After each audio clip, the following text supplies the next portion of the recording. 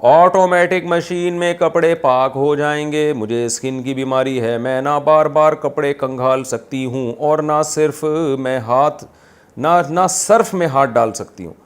اس وجہ سے میں نے آٹومیٹک مشین خریدی ہے. اگر آٹومیٹک مشین 3 دفعہ کپڑے کنگھال دے اور 3 دفعہ کپڑوں کو خشک کر دے تو کیا ناپاک کپڑے پاک ہو جائیں گے؟ زوجہ مظفر سواس سے.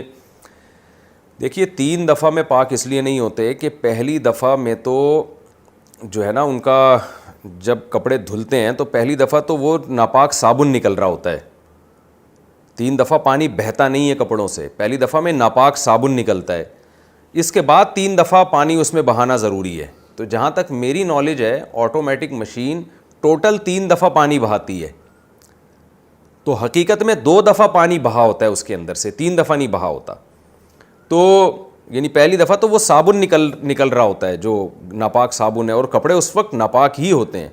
اس کے بعد پھر 3 دفعہ پانی بہا دیا جائے اور اس میں سے گندگی کے آثار ختم ہو جائیں تو پھر وہ کپڑے پاک ہو جائیں گے.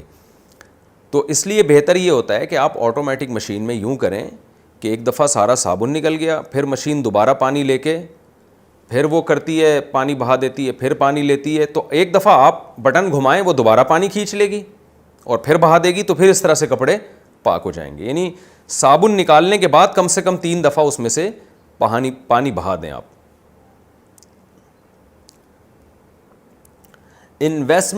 انویسٹ شدہ پیسوں پر زکوٰۃ ہوگی. میں نے ایک فیکٹری میں کچھ انویسٹمنٹ کی ہوئی ہے اور وہ برف اور پانی کی فیکٹری ہے, وہاں سے مجھے منافع ملتا ہے, کیا اس انویسٹمنٹ پر زکوٰۃ ہوگی یا نہیں؟ جبکہ انویسٹمنٹ کیے ہوئے 2 سال گزر گئے ہیں. مسز شیخ کراچی سے.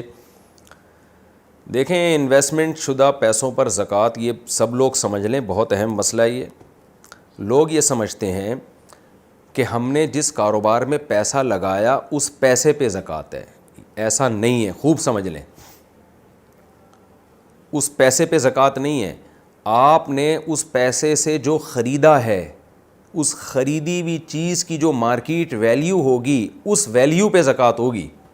مثال کے طور پر میں نے پیسے انویسٹ کیے ایک بزنس میں, میں نے کھجور خریدے کہ بھئی رمضان, ابھی تو رمضان گزر گیا ہے لیکن میں نے کھجور خریدا رمضان سے پہلے کہ جی ہم انویسٹ کرتا ہوں میں, پبلک جناب کھجوریں بہت کھاری ہوتی ہے تو چلو جی کھجور میں پیسہ گھماؤ. اب میں نے فار ایگزامپل 5 لاکھ کی کھجوریں خرید لیں. اب میں نے 5 لاکھ انویسٹ کر دیے اس میں. اب میں فرسٹ رمضان کو فار ایگزامپل میں زکوٰۃ نکالتا ہوں. تو اب یہ نہیں کہ فرسٹ رمضان کو میں کہوں کہ میں نے 5 لاکھ کی کھجوریں خریدی ہیں تو 5 لاکھ پہ زکوٰۃ. نہ, میں نے کھجور خریدی ہے بیچنے کے لیے, تو اس کھجور کی فرسٹ رمضان کو مارکیٹ ویلیو سے وہ ویلیو مراد ہے جس ویلیو پر میں بیچتا ہوں, کیونکہ ویلیو بھی 2 قسم کی ہوتی ہیں, ایک ہول سیل اور ایک ریٹیل. میں نے تو ہول سیل پہ خریدا ہوگا نا, پھر ہول سیل میں بھی فرق ہوتا ہے. ایک آدمی 5 لاکھ کی خرید رہا ہے, اس کے ہول سیل ریٹ الگ ہیں. ایک 5 کروڑ کی خرید رہا ہے, اس کے الگ ہیں ریٹ. تو ہول سیل کو نہیں دیکھا جائے گا, یہ دیکھا جائے گا میں کس قیمت پہ اس کو بیچتا ہوں. اچھا, میں جس قیمت پہ بیچتا ہوں بعض دفعہ وہ بھی زیادہ ہوتی ہے, بعض دفعہ وہ بھی کم ہوتی ہے. کسٹمر کو آدمی بعض دفعہ ٹوپی, میں تو نہیں کرتا لیکن ایک مثال دے رہا ہوں کہ ٹوپی کرا دیتا ہے جو 5,000 کی چیزیں 25,000 میں بیچ رہا ہوتا ہے, تو وہ نہیں.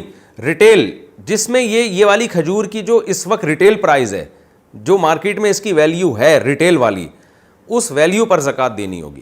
ہاں, ہول سیلر جو ہے اس کو چونکہ ہول سیل ریٹ پہ وہ بیچتا ہے, وہ ہول سیل ریٹ پہ زکوٰۃ دے گا, اور ہول سیلر سے جو خریدتا ہے تو وہ ریٹیل پہ بیچتا ہے تو وہ ریٹیل پہ زکوٰۃ دے گا. تو اس کی کھجور کی ریٹیل پرائز لگائی جائے گی. بھئی یہ کھجور ابھی 5 لاکھ کی ہم نے خریدی تھی اور یہ اس کی جو مارکیٹ ویلیو ہے فار ایگزامپل وہ 6 لاکھ ہے, تو 6 لاکھ کا 2.5% زکوٰۃ دینا پڑے گا ہمیں. اب خوب سمجھ لیں کہ آپ نے کسی کمپنی کو, جیسے برف اور پانی کی کمپنی ہے, آپ نے وہاں انویسٹمنٹ کی. اب آپ نے فار ایگزامپل 10 لاکھ وہاں لگا دیے آپ نے, تو اب آپ 10 لاکھ پہ زکوٰۃ نہیں دیں گی, بلکہ آپ کیا کریں گی کہ 10 لاکھ آپ نے کمپنی سے حساب لینا ہے کہ جی اس ٹوٹل جو بھی برف خریدنے اور بیچنے میں, پانی خریدنے اور بیچنے میں ٹوٹل انویسٹمنٹ کتنی ہے, جتنی ٹوٹل انویسٹمنٹ ہے اس میں آپ کی پرسنٹیج کتنی ہے. تو جو ٹوٹل انویسٹمنٹ ہے اس کے بدلے میں جتنی برف کارخانے میں پڑی ہوئی ہے, اس برف پہ کی جو ویلیو ہے اس ویلیو میں آپ کا شیئر کتنا ہے, آپ کی پرسنٹیج کتنی ہے, اس پرسنٹیج کے حساب سے جو ویلیو بنتی ہوگی اس پہ زکوٰۃ دینی پڑے گی آپ کو. اور اگر یہ کام بہت پیچیدہ لگ رہا ہے آپ کو کہ بھئی یہ کون پوچھے فیکٹری والوں سے جا کے، تو اس سے اور آسان کر کے میں آپ کو بتا دیتا ہوں کہ آپ نے فار ایگزامپل برف اور پانی کی فیکٹری میں 10 لاکھ انویسٹ کیے ہیں، تو آپ یہ دیکھیں آپ کو پروفٹ کے ساتھ اس میں پیسے کتنے ملیں گے ابھی، یعنی 10 لاکھ پہ آپ کو پروفٹ کے ساتھ پیسے کتنا ملے گا. تو اس 10 لاکھ پلس پروفٹ جو آپ کا پروفٹ ہے نا وہ ایڈ کریں اور اس 10 لاکھ اور پروفٹ کا 40واں حصہ آپ زکوٰۃ میں دے دیں. تو یہ حساب کرنے کا اور آسان طریقہ ہے.